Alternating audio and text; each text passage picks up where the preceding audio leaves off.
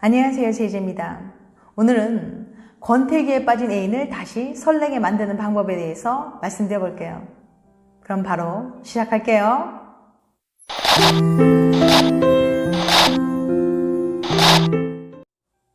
권태기에 빠진 애인을 다시 설레게 만드는 방법. 권태기에 빠진 애인을 다시 설레게 만들 수 있는 방법이 있을까요? 지금 소개해드릴 연구를 통해 해답을 찾아보겠습니다. 페이스 대학의 조나단 오하디 교수는 커플들이 서로 메시지를 주고받을 때 신체에서 어떤 변화가 일어나는지 조사하고 있었습니다. 그러다가 신기한 사실을 하나 발견했어요. 바로 애인에게 사랑이 듬뿍 담긴 메시지를 받으면 행복 호르몬이라 불리는 도파민이 많이 생산된다는 거예요. 단 중요한 조건이 하나 있었는데요. 그 메시지를 예상치 못한 타이밍에 받아야 한다고 해요. 예상치 못한 자극의 효과가 선물뿐만 아니라 메시지 한 통으로도 똑같이 발휘된다는 거죠. 게다가 도파민은 막 연애를 시작한 연인들에게서 많이 분비되는 행복과 사랑의 호르몬이에요. 설렘을 불러일으키죠. 잘자 하고 말았을 밤 시간대인데 애인에게서 갑자기 사랑이 듬뿍 담긴 장문의 메시지를 받게 된다면 단순히 기쁨을 느낄 뿐만 아니라 연애 초에 설레는 기분을 다시 느낄 수 있다는 거예요. 오랜 연애 혹은 부부 생활에 권태기를 맞은 분들이 있다면 오늘 밤 꼭 한번 시도해보세요. 좋은 효과를 얻을 수 있을 거예요. 선물을 너무 자주 하지 말아야 하는 이유. 시카고 대학의 에드 오브라이언 교수 말에 따르면 애인에게 선물을 너무 자주 사줘서는 안 된다고 합니다. 오브라이언 교수는 여러 커플들을 모집해 한 사람이 다른 한 사람에게 매일 선물을 주도록 지시했어요.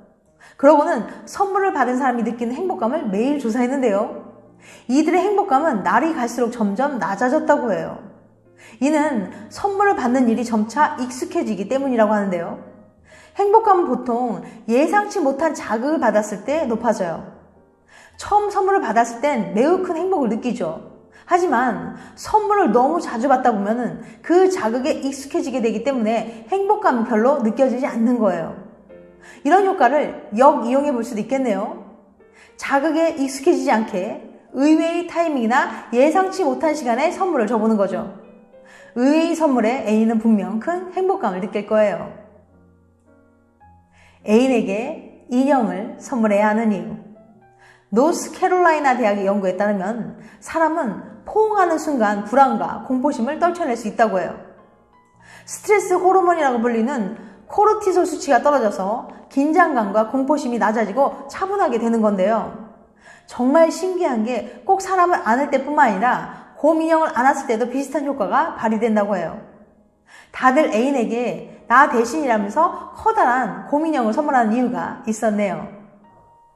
하지만 연구팀은 곰인형도 좋지만 무엇보다 온기가 느껴지는 물질을 안았을 때 그 효과가 가장 크다고 강조했어요. 역시 제일 좋은 건 애인을 직접 안아주는 일이겠죠. 애인이 스트레스 받을 때 절대 하면 안 되는 말. 출근길의 지옥철, 상사의 잔소리, 친구의 약속 파토. 우리 일상엔 스트레스 받을 일이 참 많아요. 이렇게 짜증이 쌓이면 관계에도 위기가 쌓입니다. 그 짜증이 말이나 행동, 느낌으로 연인에게 전달되거든요. 한 사람의 스트레스가 두 사람의 문제로 번지는 순간이죠. 취리 대학의 보데만 박사님은 사람들이 스트레스 받는 연인에게 어떻게 대하는지 조사해 봤는데요.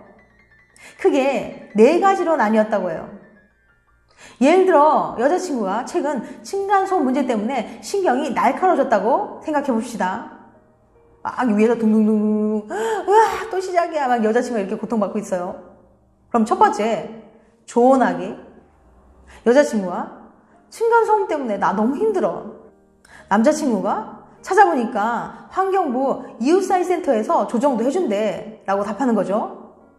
문제를 다른 방향에서 생각해보게 한다거나 해결책을 찾게 도와줄 수 있어요. 힘든 상황을 이해하는 데 그치지 않고 함께 고민해주는 거죠. 두 번째 방법은 대신해주기. 아랫집인데요, 너무 시끄러워서 이렇게 애인이 대신 위층에 가서 층간소음 문제에 대해서 항의해주는 거죠. 스트레스 원인을 직접 해결해 줄 수도 있죠. 문제를 전부 해결해 줄 수는 없어도 최소한 노력이라도 해보는 거예요. 직접 행동으로 실천하는 적극적인 방법이죠. 세 번째는 구박하며 도와주기. 시끄럽다고 왜 윗집에 말을 못해? 아휴, 그냥 내가 갔다 올게. 상대를 도와주면서 문제가 별것 아닌 듯 대하는 방법도 있어요. 어차피 도와줄 거면서 기분 나쁘게 만든다고나 할까요? 도와줘서 고맙긴 한데 도움받는 입장에서 왠지 모를 찜찜함이 남게 되는 거죠. 네 번째, 문제 무시하기. 문제가 심각한 일이 아닌 척 무시하는 방법이에요. 삼관과 다른 점은 상대를 먼저 돕지 않는다는 거죠. 그래서 연인의 고민을 경청하지 않거나 무뚝뚝한 태도를 보이기도 한답니다. 눈치채셨겠지만 이 중 가장 좋은 방법은 1번 조언하기와 2번 대신해주기예요.